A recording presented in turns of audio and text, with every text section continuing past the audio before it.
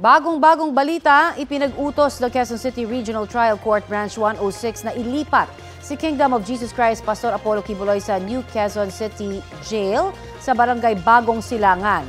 Batay sa utos ng korte, makakasama niya roon ang kapwa-akusado na si Crescente Canada. Samantalang ang tatlong iba pa ipinalilipat sa Quezon City Jail Female Dormitory sa Camp Karingal. Kasalukuyang nasa PNP Custodial Center ang lima. Sinagot naman ng Philippine National Police ang mga puna kung bakit naka-blur o nakatakip ang mugshots ni Pastor Apollo Quiboloy at mga kapwa niya akusado.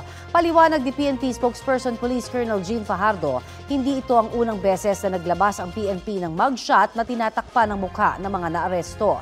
Sumusunod lamang daw sila sa utos ng Commission on Human Rights na protektahan ang dignidad ng mga akusado.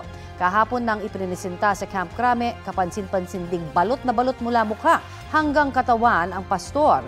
Nakatakip din ang mukha ng kanyang mga kasamahan.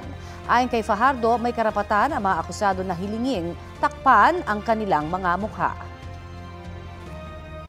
Kapuso, para sa mga maiinit na balita, mag-subscribe sa GMA Integrated News sa YouTube. Sa mga kapuso naman abroad, subaybayan nyo kami sa GMA Pinoy TV at sa www.gmanews.tv.